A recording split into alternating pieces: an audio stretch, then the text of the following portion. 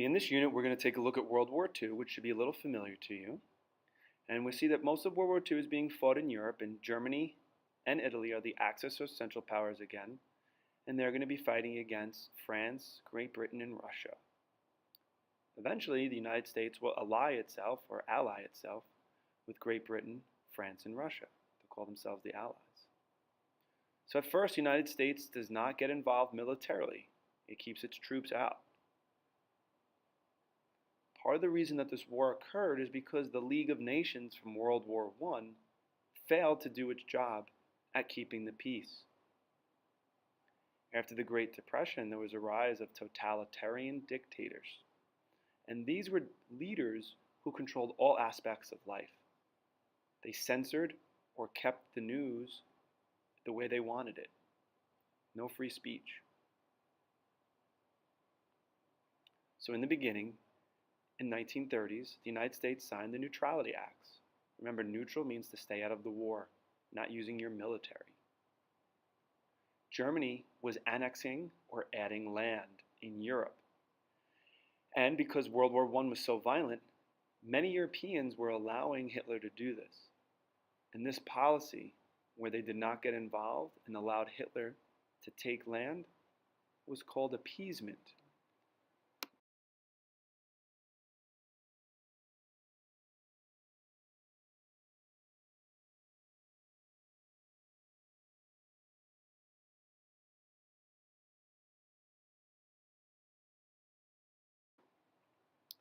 Here in this visual, we see a map of the US sending supplies to the Soviet Union and its other allies. This was called cash and carry, where nations could pay and pick up supplies. The United States getting involved with producing supplies for World War II ended the Great Depression. More jobs and money for the economy. So here's the US, and it's sending its supplies to its allies, particularly the Soviet Union. They wanted to stop Hitler from advancing and taking over other nations.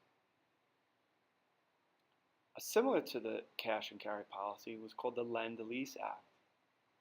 And while the United States was neutral, it was giving weapons and supplies to Great Britain and the Soviet Union.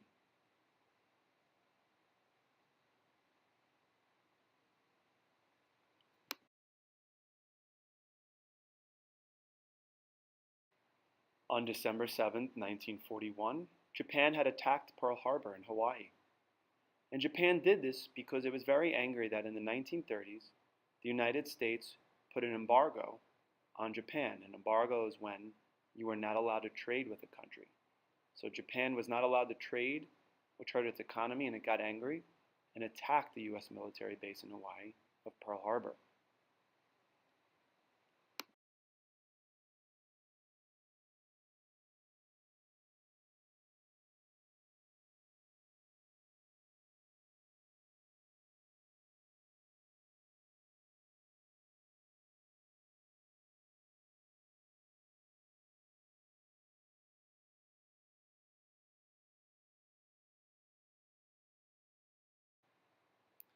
Now, after the bombing of Pearl Harbor, the United States citizens were ready for war, and the U.S. government declared war on Japan and Germany, became allies with the Soviet Union, as well as Great Britain and France. At home, since many men were off fighting, women and African Americans were working in factories and improved their economic condition. This cartoon of a woman flexing was called Rosie the Riveter. Okay, so she would drill these rivets, or kind of like little screws, into the planes that our pilots would fly during World War II. Again, these jobs for women and African American kind of changed the social landscape, where African Americans were having better paying jobs and women were getting jobs and getting out of the house.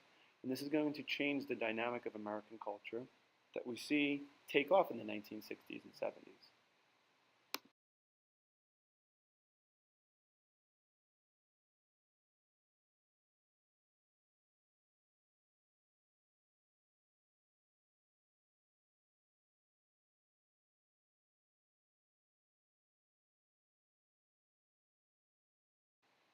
Here we see a picture of a ration card.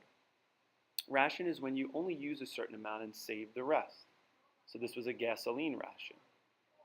So it limited public use of goods. They wanted to use this for the soldiers or troops.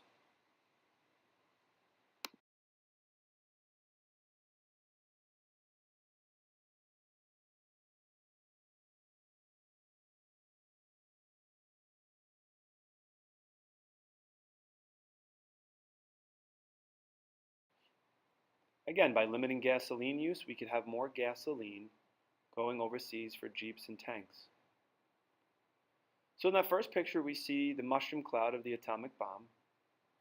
And that's when the United States dropped it on Hiroshima and Nagasaki, Japan. Starting in Manhattan, New York, a bunch of physicists met to create the nuclear bomb as a weapon. And we see all throughout the country, okay, that the nuclear bomb was used because there was fear that if the US invaded Japan, many people would die.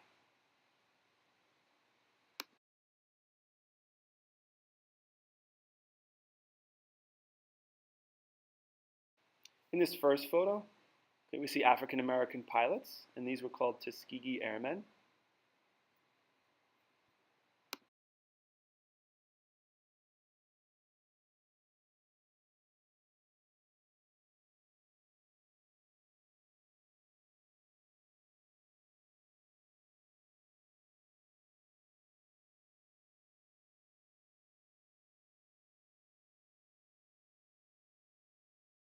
By 1948, the US government ended racial discrimination in the military, so soldiers would work in mixed company.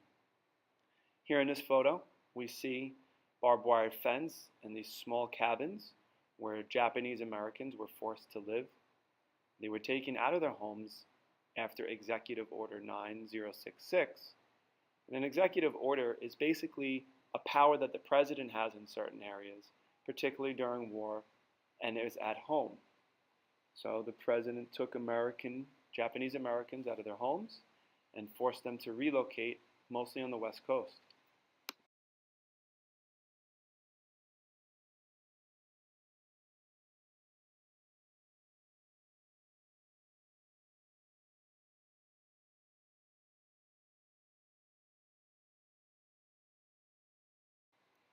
Since there was a lot of race and racism involved in this situation, a man by the name of Fred Korematsu, who was an American citizen and of Japanese descent, he sued the US government.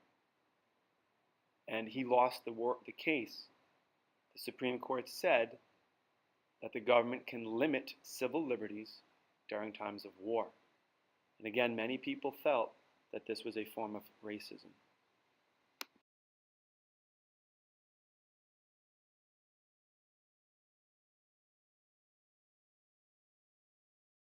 So in this photo of Nazi generals and lieutenants and commanders, okay, they are all gathered for the Nuremberg trials. And Nuremberg was a city or town in Germany. And it said that basically leaders could be held responsible for any crimes against humanity, such as the Holocaust.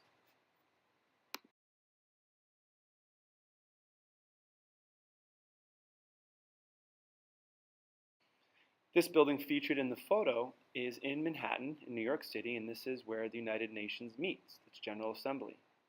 And its goal is a world peace organization, and it felt that it needed America to join, since it didn't join the League of Nations.